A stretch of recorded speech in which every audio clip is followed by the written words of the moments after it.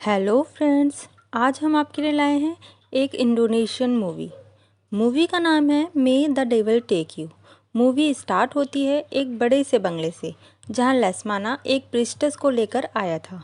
वो priestess basement में जाती है और फ्लोर पर वाइट कलर का एक सर्कल ड्रॉ करती है, जिसे देखकर पता चलता है कि ये यहाँ कुछ रिचुअल कर रहे हैं। और इसके बाद सर्कल के बीचों बीच एक बकरे का कटा हुआ सर रखती है और लेस्माना से पूछती है कि क्या वो चीज़ लाया है।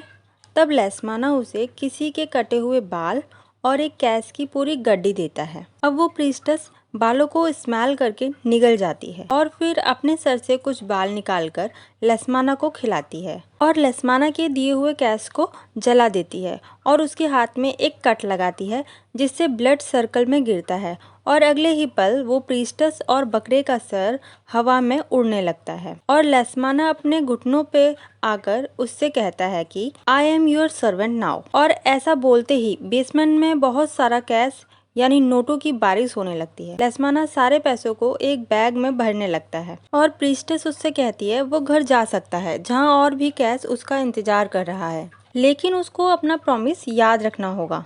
और लेस्माना वहाँ से चला जाता है और अब सभी जगह लेस्माना के अचानक अमीर होने की न्यूज़ फैलने लगती है। और न्यूज़ से हमें ये भी पता चलता है कि लेस्माना की प्रीवियस वाइफ ने सुसाइड कर लिया था और लेस्माना ने अब अपनी टाइम की फेमस एक्ट्रेस से शादी कर ली है। और अगले न्यूज़ आर्टिकल में हमें दिखाते हैं कि लेस्माना बहुत गरीब हो गया है और वो एक हॉस्पिटल में बहुत बुरी हालत में है। उसके सारे ऑर्गन्स फेल हो गए थे। उसके फैमिली मेंबर्स उससे मिलने आते हैं, उसकी वाइफ लक्ष्मी, उसकी बेटी माया और नारा और बेटा रूबिन और बेटे की गर्लफ्रेंड लिली। और यहीं हमें एल्फी को भी दिखाते हैं। एल्फी लिफ्ट से ऊपर आती है और उसे लगता है कि कोई लेडी उसके साथ पीछे खड़ी है, लेकिन जब वो पीछे देखती है तो वहाँ उसे कोई नहीं दिखता।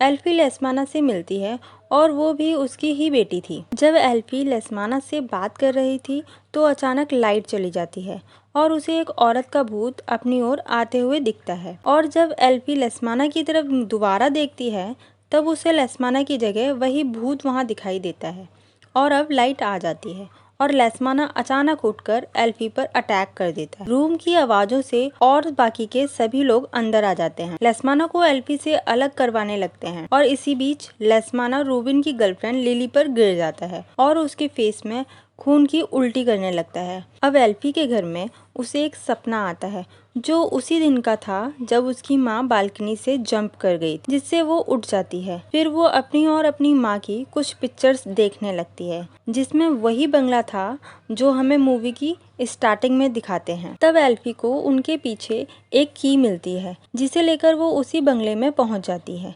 जिससे उसकी बहुत सारी यादें जुड़ी थी। वहाँ वो एक दरवाजा देखती है जिसमें लॉक लगा था और कुछ सिंबल्स बने हुए थे। एल्फी लॉक खोलने की कोशिश करती है, तभी वहाँ लक्ष्मी और उसके बच्चे आ जाते हैं। वो लोग लेस्माना की प्रॉपर्टी को बेचने के सोच रहे थे, पर लेस्माना अभी जिंदा ही था। एल्फी छुपकर उनकी बातें सुन रही थी। माया लक्ष्मी से कहती है कि हमें एल्फी से बात करनी चाहिए और तभी एल्फी सामने आ जाती है और डिनर करते टाइम बातों ही बातों में लक्ष्मी एल्फी को एक थप्पड़ मार देती है, जिससे एल्फी वहां से चली जाती है।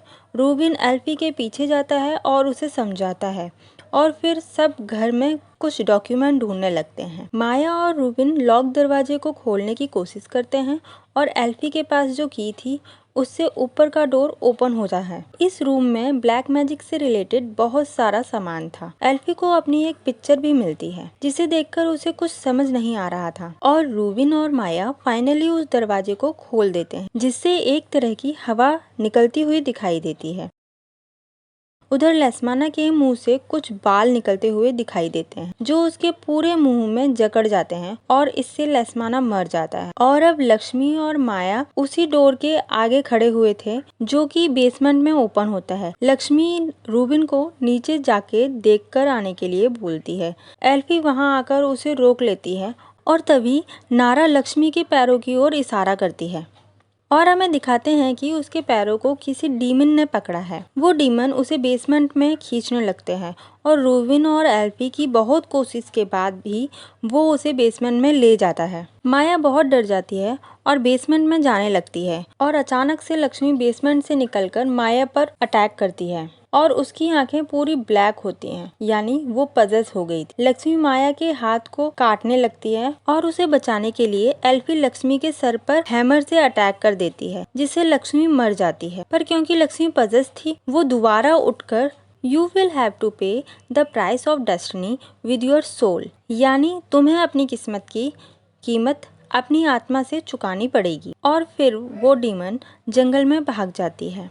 बाहर बारिश हो रही थी तो एल्फी ड्राइव करके पास ही के गांव में जाकर माया को फर्स्ट एड दिलाने का डिसाइड करती है। लेकिन जैसे ही वो कार के पास जाते हैं, वो देखते हैं कि पजेस लक्ष्मी ने कार के टायर्स पंचर कर दिए हैं और फिर वो शॉर्टकट लेते हुए जंगल के रास्ते जाते हैं। और माया बताती है कि उसका बचपन बहुत मुश्किल था क्योंकि लक्ष्मी बहुत स्ट्रिक्ट थी और आगे जाने पर उन्हें लक्ष्मी किसी जंगली जानवर को खाती हुई दिखती है, जिसे देखकर एल्फी और माया डर के छुप जाते हैं। एल्फी दूसरा रास्ता देखने के लिए चलती है और यहाँ माया को एल्फी के बैग से एक डायरी मिलती है जिसमें लक्ष्मणा की लाइफ से रिलेटेड सारे न्यूज़ आर्टिकल थे और माया सोचती है कि एल्फी ने ही उन्हें फंसाया है। अब एल्फी के आते ही वो उससे पूछने लगती है और उससे दूर भाग जाती है। और यहाँ घर पर रॉबिन अपनी गर्लफ्रेंड से बात करने की कोशिश करता है, लेकिन इससे पहले कि बात हो पाती फ़ोन ऑफ हो जाता है और एल्फी वापस बंगलो में जाकर सब रॉबिन को बताती है। अब वो दोनों ऊपर के रूम में जाकर देखते हैं जहाँ एल्फी की मॉम की पिक्चर एक बुक में पेस्ट थी और कुछ ही पेजों के बाद उस लेडी की इमेज मिलती है जिसका घोस्ट एल्फी ने हॉस्पिटल में देखा था। यहाँ उन्हें एक और बुक मिलती है जिसमें ब्लैक मैजिक से रिलेटेड बातें लिखी थी और इसी बुक से उन्हें उस लेडी के बारे में पता चलता है कि वो लेडी एक डार्क प्रीस्टेस थी, यानी उसने खुद को डेविल का सर्वेंट बना लिया था, जिससे उनके पास सुपरनैचुरल पावर आ गई थी।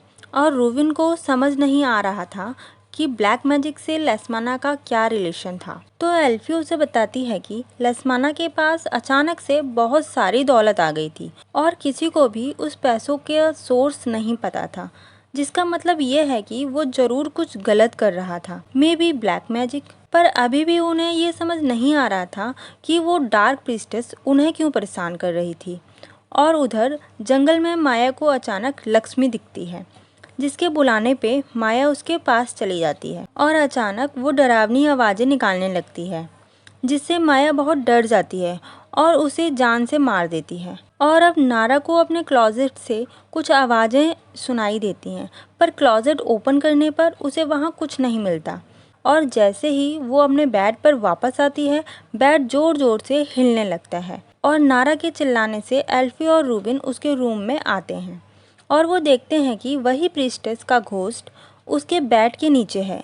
एल्फी जैसे ही नारा को बचाने जाती है, वो उसका हाथ पकड़ लेती है, पर रूबिन बेड खींचकर वहाँ से हटा देता है और वो औरत वहाँ से गायब हो जाती है। अब एल्फी को एकदम से याद आता है जब उसकी माँ बेड से उठकर बालकनी की ओर जा रही थी, तब किसी एनर्जी ने अचानक उन्हें धक्का दिया था। तभी से उसके हाथ में स्कार्स था जो उसकी मॉम को बचाते हुए लगा था। इधर लिली भी रॉबिन को ढूंढते ढूंढते वहाँ आ जाती है, पर बीच जंगल में उसकी कार खराब हो जाती है। तभी माया वहाँ आती है और लिली से कार में बैठने के लिए रिक्वेस्ट करती है, लेकिन लिली रियल व्यू मिरर में देख लेती है कि माया ने अपने पीछे हाथ में एक हथौड़ा छुपा रखा है। माया लिली को अपना फ़ोन देती है और रूबिन से पूछने के लिए बोलती है।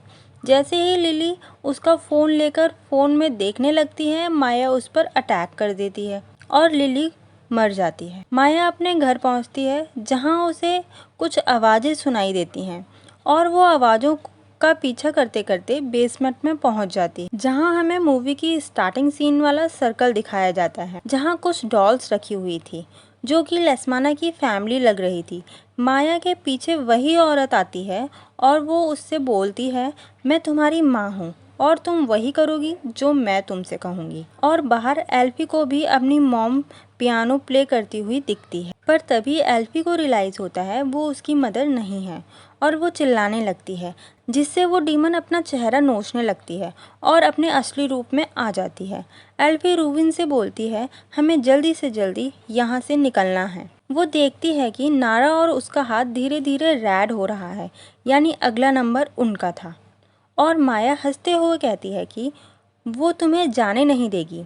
और अचानक उन्हें विंडो पर एक शैडो दिखाई देती और माया का चेहरा उसी डीमन में चेंज हो जाता है। फिर वो रूबिन पर अटैक कर देती है। रूबिन वहाँ से भाग जाता है, पर माया उसे हर जगह दिखाई देती है और वो उससे बोलती है कि वो उस डीमन को अपनी माँ मान ले, तब सब ठीक हो जाएगा। जिस पर रूबिन माया को एक थप्पड़ मारता है। पर माया के हाथ में एक डॉल थी, जिसका हाथ तोड़ने पर रूबिन का हाथ भी टूट जाता है और फिर माया उसका एक पैर भी तोड़ देती है।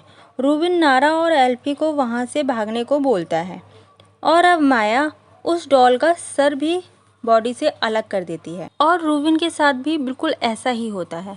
अब वो एल्फी की डॉल के साथ भी कुछ ऐसा ही करती है, जिससे एल्फी हवा में उड़ने लगती है और नीचे गिर के बेहोश हो जाती है। जैसे ही एल्फी को होश आता है, उसे एक विजन आता है जिसमें वो प्रीस्टेस एक रिचुअल कर रही थी और वो लेस्माना से बोलती है कि क्या तुम इसकी कीमत चुकाओगे।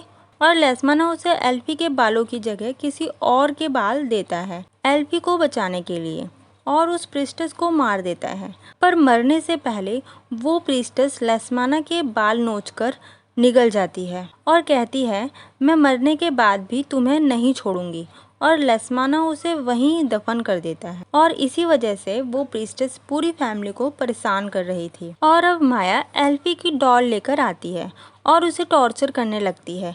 तभी एल्फी को माया के गले में एक डॉल दिखती है जो कि माया की ही थी और एल्फी जोर जोर से हंसने लगती। माया पास आकर उससे पूछती है कि वो क्यों हंस रही है और बातों ही बातों में एल्फी माया की डॉल को उसके गले से निकाल लेती है और उसे आग में फेंक देती है और उसके साथ साथ माया भी जलने लगती है। एल्फी और नारा भागने लगते हैं, पर वो प्रीस्टेस उनके सामने आ जाती है। एल्फी समझ जाती है कि यहाँ से निकलने के लिए उन्हें वहाँ उस प्रीस्टेस की लाश ढूंढकर अपने फादर के बाल उसके मुंह से निकालने होंगे। एल्फी जल्दी से उसकी लाश ढूंढती है और उसके मुंह में बाल ढूंढने लगती है, पर उसे वहाँ कुछ नहीं मिलता। तो एल्फी उसका पेट चेक करती है, जहाँ उसे एक बालों का गुच्छा मिलता है और एल्फी जल्दी से उन बालों को आग में फेंक देती है, जिससे कि वो कर्स टूट जाता है। लेकिन वो डीमन जाते जाते एल्फी को अपने कब्र में गिरा देती है और वहाँ उसे बहुत सारे बाल जकड़ लेते हैं और एल्फी को वहाँ अपने फादर का वही चाकू मिलता है जिससे उसने उस प्रीस्टेस को मारा था और वो उसकी हेल्प से खुद को बचा लेती है। बारिश की वजह से उस कब्र में बहुत तेजी से पानी भर रहा था और एल्फी बेहोश हो ही रही थी, तभी उसे अपने माँ का हाथ दिखाई देता है, जिसकी हेल्प से वो वहाँ से बाहर आ जाती है। असल में वो हाथ नारा का था और दोनों वहाँ से चले जाते हैं। इसी के साथ मूवी एंड हो जाती है।